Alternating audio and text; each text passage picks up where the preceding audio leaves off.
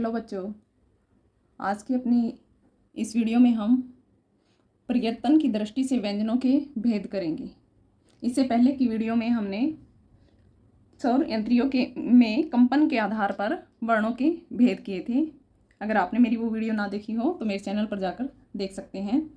तो आज की अपनी वीडियो को हम शुरू करते हैं। प्रयत्न की दृष्टि से व्यंजनों के भेद।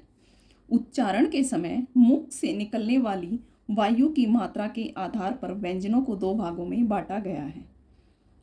प्रयत्न की दृष्टि से व्यंजनों के भेद।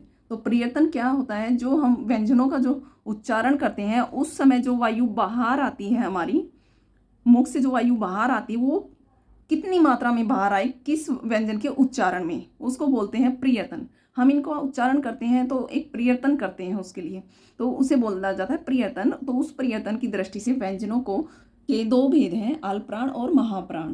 पहला है हमारा अल्पप्राण। अल्पप्राण क्या होता है? अल्पप्राण दो शब्दों से मिलकर बना है, अल्प और प्राण। अल्प का अर्थ है कम व थोड़ा और प्राण का अर्थ है वायु, अर्थात जिन व्यंजनों के उच्चारण में कम समय या वायु प्रयोग व आवश्यकता होती है वे अल्पप्राण व्यंजन कहलाते हैं। अब देखिए अल्पप्राण होता क्या है, पहले हमें वो पता होना चाहिए। अल्पप्राण दो शब्दों से मिलकर बना है, अल्प और प्राण। अल्प का अर्थ होता है कम, थोड़ा, और प्राण का अर्थ होता है वायु या हवा। हम ये वायु हवा कौन सी है? जो हम व्यंजनों का उच्चारण करते हैं उस समय हमारे मुख से जो वायु बाहर आती है उस वायु की बात कर रहा है, वो प्राण, वो वायु। तो इसका फिर मीनिंग क्या निकलता है? जिन व्यंजनों के उच्चारण में कम समय या वायु प्रयोग होती है या आवश्यकता होती है कम वायु की, वे अल्पप्राण व्यंजन होते हैं। तो वो कौन कौन से होते हैं जिनमें हमारे मुख से आने वाली वायु कम प्रयोग में लाई जाती है? वो कौन से होते हैं वो मैं आपको बताती हूँ। क, ग, अंग, च, ज, य, ट, ड, अण, त, द, न, प, ब, म, य, र, ल, व। अब इनको ऐसे तो याद रख पाना मुश्किल है कि अल्पप्राण व्यंजन कौन कौन से हैं। तो इसका मैं आपको एक तरीका बताती हूँ अल्पप्राण व्यंजन का। जो हमारे 5 वर्ग हैं व्यंजन में, मैंने आपको 5 वर्ग बताए थे, क वर्ग, च वर्ग, ट वर्ग, त वर्ग और प वर्ग, क, च, ट, त, प। ये 5 वर्ग मैंने आपको बताए थे। उन 5 वर्गों में प्रत्येक वर्ग में 5 ध्वनियाँ हैं। तो जो 5 ध्वनियाँ हैं उन 5 ध्वनियों में कैसे हमें याद रखना है? प्रथम, पहली, फिर दूसरी को हम छोड़ देंगे, फिर तीसरी यानी कि तृतीया, और फिर हम चौथी ध्वनि को छोड़ देंगे, फिर पंचम, यानी कि एक छोड़ के एक ध्वनि हमारी अल्पप्राण ध्वनि है। और उसके बाद हमारे जो ये हमारे अंतस्थ व्यंजन है य, र, ल, व, वो हमारे क्या हैं? अल्पप्राण व्यंजन में आते हैं।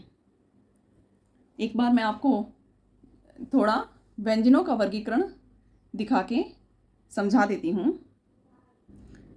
ये देखिए व्यंजनों का जो वर्गीकरण मैंने आपको बताया था, 5 वर्ग, क वर्ग, च वर्ग, ट वर्ग, त और प वर्ग। इन 5 वर्गों में प्रत्येक वर्ग में 5-5 ध्वनियाँ हैं। ये 5 ध्वनियाँ, पहली ध्वनि क, और फिर दूसरी हम छोड़ देंगे, तीसरी ध्वनि ग, फिर चौथी छोड़ देंगे, और अंतिम ध्वनि यानी पंचम ध्वनि अंग। ये क्या है हमारे? ये सब हमारे हैं अल्पप्राण व्यंजन, यानी कि जिनमें कम वायु लगती है, जिनको बोलने में, जिनके उच्चारण में कम से कम वायु प्रयोग में लाई जाती है, वो हमारे अल्पप्राण व्यंजन हैं। नंबर 2 पर हमारा आता है महाप्राण। महाप्राण भी 2 शब्दों से मिलकर बना है, महा और प्राण। महा का अर्थ है अधिक व प्राण का अर्थ है वायु, अर्थात जिन व्यंजनों के उच्चारण में अधिक समय या वायु लगती है वे व्यंजन महाप्राण व्यंजन कहलाते हैं। तो महाप्राण व्यंजन क्या है? महाप्राण व्यंजन अल्पप्राण का बिल्कुल विपरीत है, उल्टा है। अल्प का अर्थ था थोड़ा व कम, तो महा का अर्थ है अधिक व ज्यादा। इसी तरह प्राण का अर्थ है वायु, तो वही प्राण का अर्थ है वायु। जिन व्यंजनों के उच्चारण में अधिक समय या वायु लगता है। अब इसमें वो व्यंजन आ जाएंगे जिनमें अधिक वायु लगती है, समय लगता है, और अल्पप्राण में वो व्यंजन थे जिनमें कम वायु और कम समय लगता था। तो ये कौन कौन से हैं? जैसे मैंने आपको बताया था कि प्रत्येक वर्ग की पहली, तीसरी और 5वीं ध्वनि हमारी क्या थी? अल्पप्राण थी। तो उसी तरह हमें महाप्राण में जो जो ध्वनियाँ बीच में छोड़ी थी, कौन सी छोड़ी थी हमने? दूसरी और तीसरी ध्वनि हमने दूसरी और चौथी ध्वनि हमने छोड़ी थी, तो वही ध्वनियाँ हमारी क्या होंगी, महाप्राण होंगी। और इसी तरह हमने अंतस्थ व्यंजन में अंतस्थ व्यंजन के बाद हमारे जो ऊष्म व्यंजन आते हैं उनकी सभी ध्वनियाँ हमारी महाप्राण होंगी। जैसे ख, घ, छ, झ, ठ, ढ, ध, थ, ध, फ, ब, भ, श, श और ह।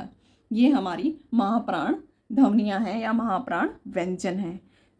आई होप आपको ये सभी प्रयत्न की दृष्टि से व्यंजनों के भेद समझ में आए होंगे। तो आज का मैं अपना वीडियो समाप्त करती हूँ। धन्यवाद।